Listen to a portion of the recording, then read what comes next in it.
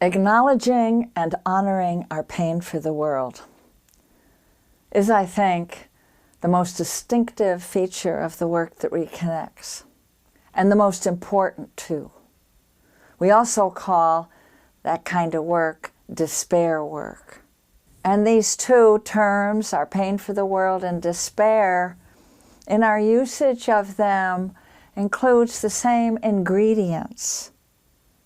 Our responses to a world in crisis, a world of suffering. And these ingredients include grief. Oh, such sorrow.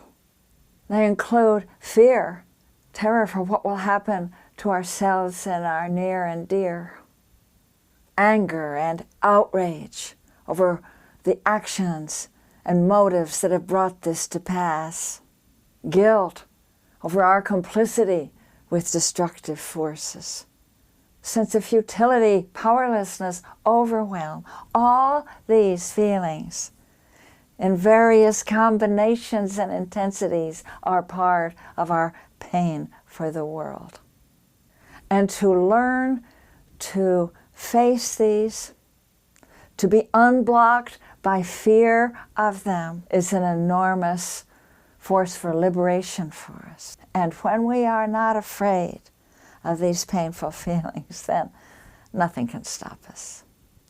Now, in working with this, there are many forms listed in the book, much simpler to do than the truth mandala, which you are about to see. There's the open sentences as described in the book for helping us speak and reflect on our pain for the world. There's the forms of milling that you can bring forward. There is people sitting together in simple sharing in twos and threes and foursomes, or even in a whole circle, their deep responses to what is happening to our world. Now, as you lead these processes, there are three things I want you to remember. Three things about this pain. One is that it's universal. Everybody feels it, regardless of their party affiliation, their rank or power in this world, whether they work for the Pentagon or the peace movement. They sense this radical uncertainty about whether life will go on. And that's new under the sun, which is the second thing I want you to remember, that this pain or anguish is unprecedented. You know, our ancestors throughout the millennia faced many hardships, war, plague, famine, as well as sickness, old age, and death. But always, more or less, there was the assumption that life would go on this planet, that the work of our hands and heads and hearts would continue on into future generations. And that is what is lost now, that certainty. I think that loss is the pivotal psychological reality of our time. And the third thing to remember is that we tend to block it. Maybe because it's so huge.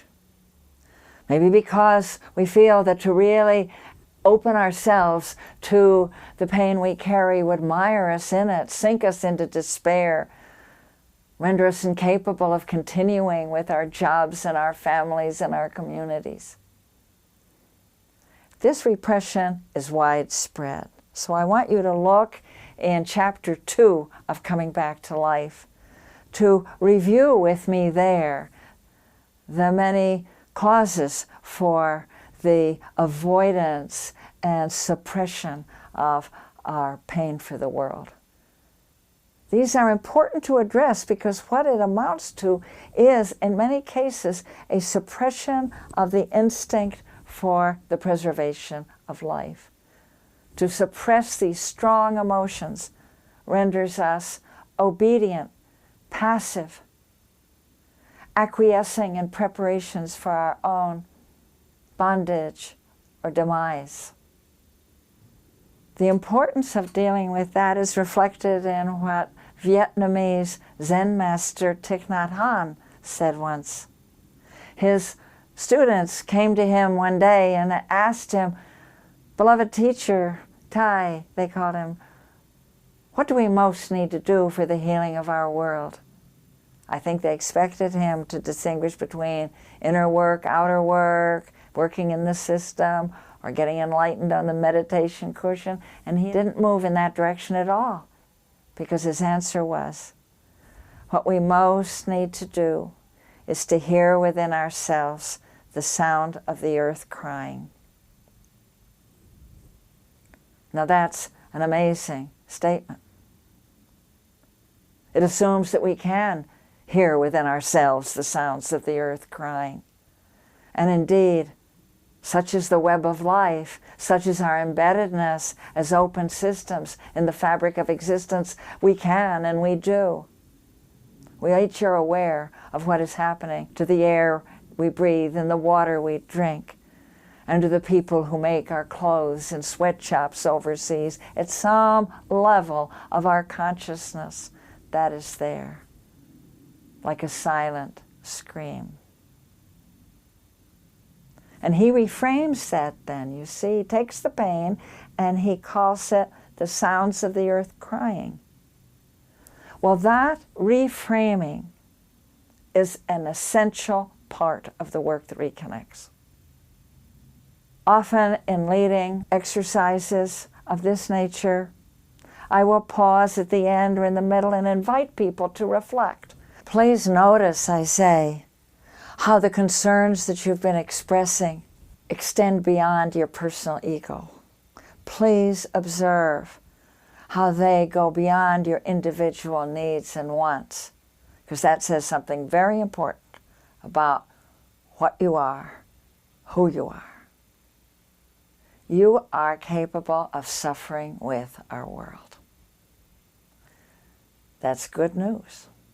It shows that you're not hermetically sealed off. To suffer with. That's the literal meaning of compassion. A central feature in every major spiritual tradition. To be able to suffer with your world. As we show we're fully capable of in these workshops, show that you are a compassionate being.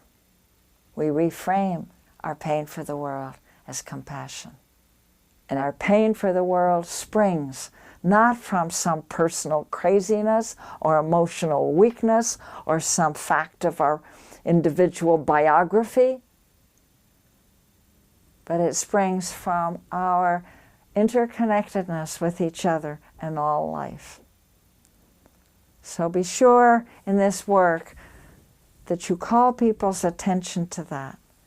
And you will see how I do that reframing in the truth mandala that just is about to begin. I've put out objects that help people as they hold them speak of the anger, the fear, the grief, the overwhelm and emptiness, deprivation that they feel. And then with each one, I point to the positive side from which they spring, how the grief itself is a manifestation of our love. We wouldn't mourn what we don't love. How our fear demonstrates courage in the speaking of it. How our anger is in essence an outcry of passion for justice. How the emptiness we feel is actually, painful as it is, a place where the new can arise. It makes space for that. So it's good to remember as we facilitate this work, 3 things not to do. Don't tell people what they should feel or what you think they feel. To do that is presumptuous and patronizing, and it tends to close them down. It also can tend very often to sentimentalize. A certain tough love in helping people, giving them the opportunity to face up to and speak their fears is really good. So don't get sweet and gushy about it.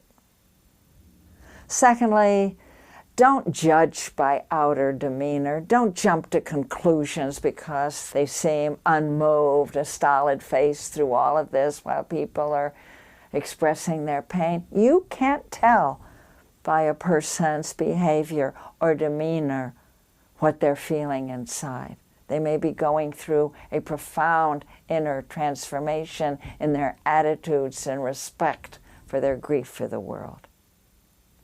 And don't distract people by overly comforting them.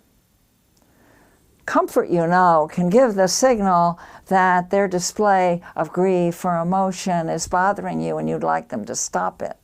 So, again, you honor it.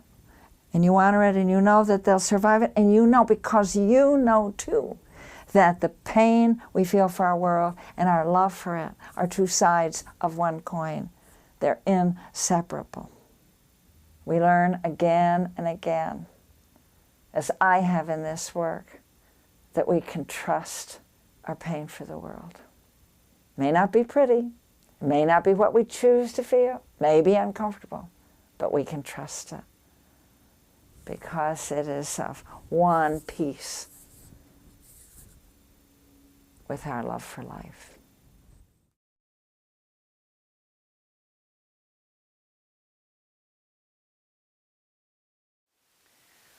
I want you to see, usually I ask people to imagine two lines, but they're actually right here. They're 4 quadrants. You can see them.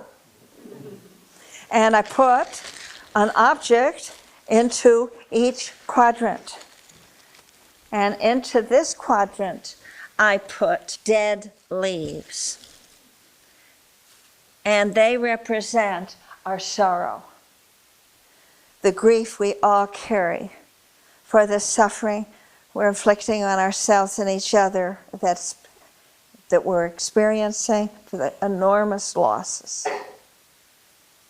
Then in this quadrant,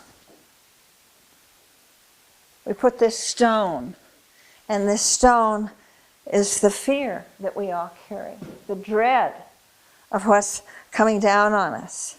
And you know, this stone is like how our heart feels when we're afraid. It feels contracted and hard.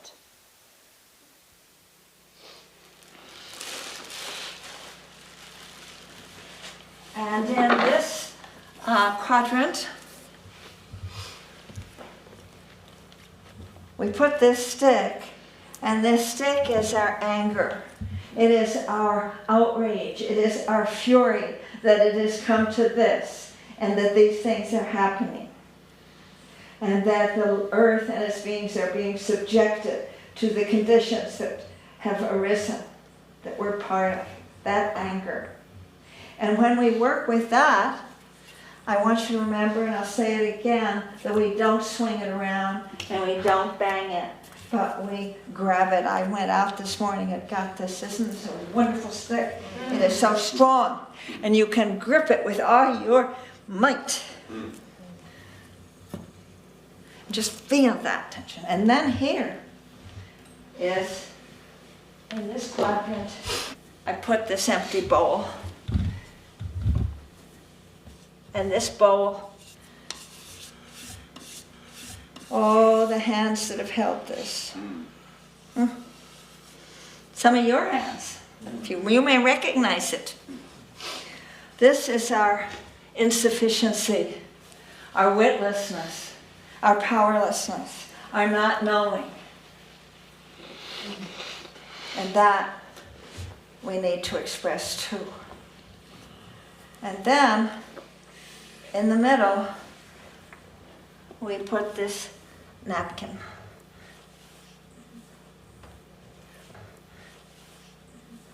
So the way it works is that we let these objects speak for us what we are carrying. And we do that by coming in to the circle one at a time. And I want to tell you right now, there's absolutely no pressure for you to come in. It's perfectly okay for you to stay out. There are almost always people who do, I think always. And you will find almost immediately that it doesn't matter particularly, because when one person goes in, you are right in there with them. But at any rate, actively, when you come in, you go in and you go to one of the objects and you take it in your hands and standing or sitting, and you let it speak. You can let it speak in your mother tongue. Doesn't have to be English. And you speak fairly briefly. This is not a lecture. This is not a discourse. This is not storytelling. Power comes with brevity in this work. Now, we're not used to saying this kind of thing publicly. So, since it's a ritual, we respond in a way that's really supportive. So after someone has spoken with about that kind of length, we can say, not necessarily in a chorus, but just our voices come out.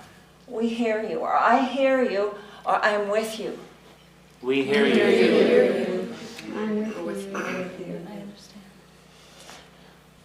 And as I will tell you about the rules for this, you can also speak for another person or another being. And you can say so, or it can be obvious. Now you may have responses that you want to express, something stirring in you, and you can feel it stirring in you, and it doesn't fit into one of these. And so at that point, you come right out to this central place. You can stand here and make a prayer. You can stand here and say some lines of a poem. You can stand here and make a movement. You may wonder where I've put hope. So I ask you to know right now that hope is here. Hope is the ground on which we meet. If we didn't have hope, we wouldn't even be here.